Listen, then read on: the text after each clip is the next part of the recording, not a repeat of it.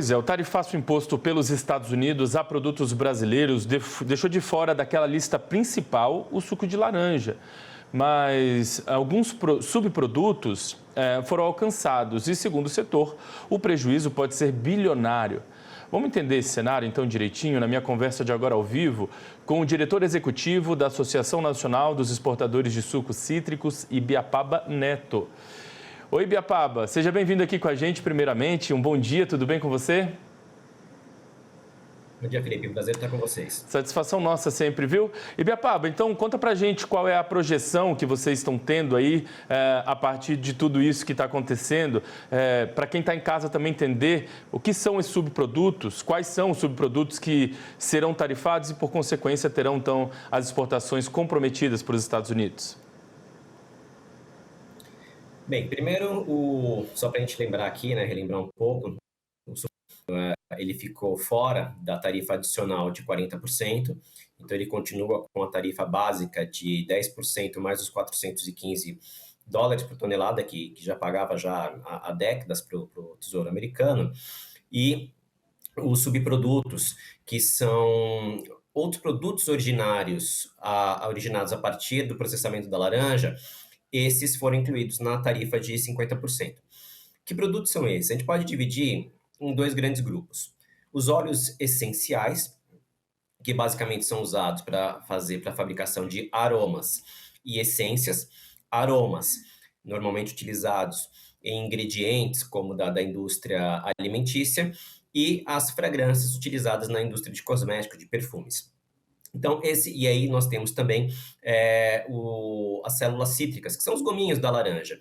Então, o que acontece? Esses produtos, eles também são utilizados quando o nosso cliente nos Estados Unidos, ele vai fazer o suco reconstituído, que é o suco concentrado, 66 Brix, ou seja, ele tem 66% de partes sólidas, ele é reconstituído a diluição natural. E essa diluição natural, ela é 12% de partes sólidas.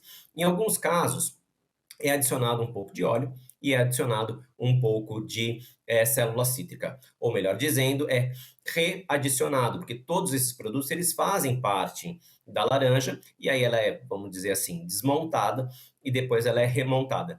Então, nessa parte do negócio, que são os subprodutos, o impacto estimado para o setor é de 1,5 bilhão de reais, quando a gente soma os 973 milhões de reais dos subprodutos, mais a diferença dos 10% da tarifa que o setor não pagava, né, antes do início de toda essa confusão, e agora passa a pagar. Pois é, Ibiapaba. E aí a Citrus BR, a partir desse cenário, ela tem buscado de alguma maneira explorar mercados alternativos para esses subprodutos? Há interesse, de repente, em diversificar os destinos? Ou esse mercado alternativo é um mercado difícil nesse momento de se alcançar?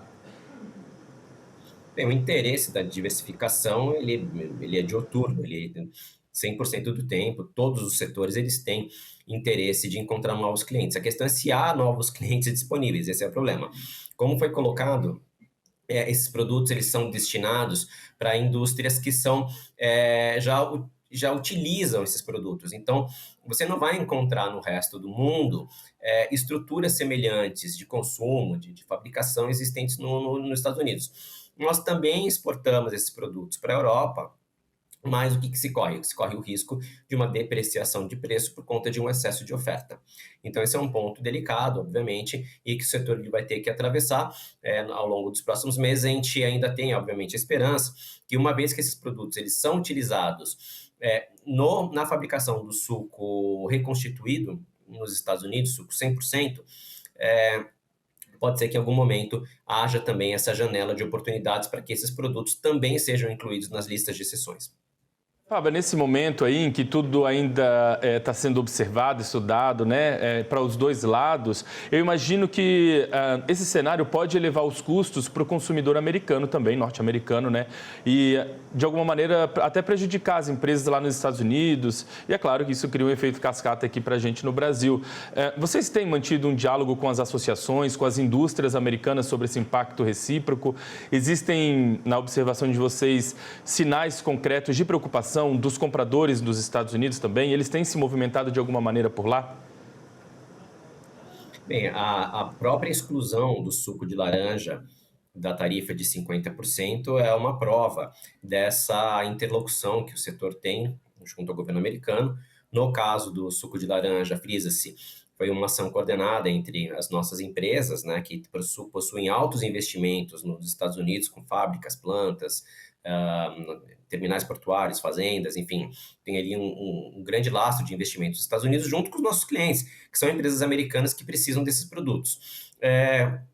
Eu não tenho ainda tanta informação quanto do suco de laranja a respeito da dependência no mercado interno e da possibilidade de compra de outros setores, mas é difícil a gente imaginar de outros fornecedores. É difícil imaginar que você vai encontrar esse produto disponível no mercado, uma vez que o Brasil é o maior fornecedor.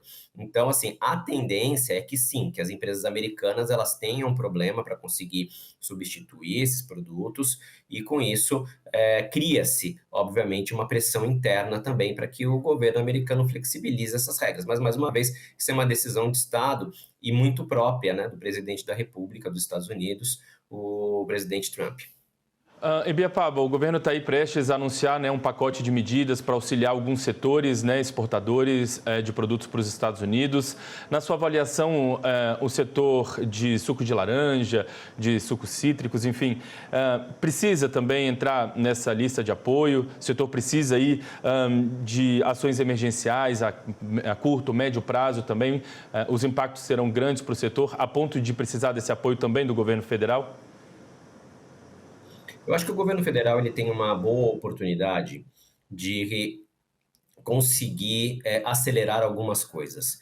Claro que existe, é importante, o presidente Lula já anunciou uma linha de crédito inicial de 30 bilhões, eventualmente todo setor que esteja prejudicado em relação às suas exportações para os Estados Unidos poderá acessar. E é uma decisão aí de cada exportador individualmente. Contudo, existem outras questões, tanto no governo federal quanto nos governos estaduais, que são as liberações dos créditos que estão retidos. Então, você tem crédito de ICMS, de PIS/COFINS, que são impostos que acabam sendo acumulados por setores que são majoritariamente exportadores, como o de suco de laranja. Então, esse dinheiro, por que ele é importante? Primeiro que ele é um recurso que ele já pertence à empresa, ela já tem direito, isso é um dinheiro que é da empresa. E segundo, que é um dinheiro pelo qual você não paga juros. Então, ele é diretamente ali um fluxo de caixa para as empresas que pode mitigar esses pontos. Então, a gente sabe que o governo está olhando isso. Aqui em São Paulo, uma parte dos recursos já foram, já tem a demonstração de como isso vai ser liberado, tem prazo, inclusive, e agora a gente espera aí o detalhamento dessa medida provisória do governo para entender como que isso vai acontecer no âmbito dos impostos federais, mas sem sombra de dúvida é uma boa oportunidade para que você não só faça justiça tributária, porque esse é um recurso que pertence às empresas, mas também de um auxílio numa hora que é importante. Ibiapaba, quero agradecer a sua participação com a gente, viu? Desejar aí uma ótima semana para você, um restinho de semana, né? E vamos voltar a conversar em breve em novas oportunidades. Obrigado, eu que agradeço pelo espaço.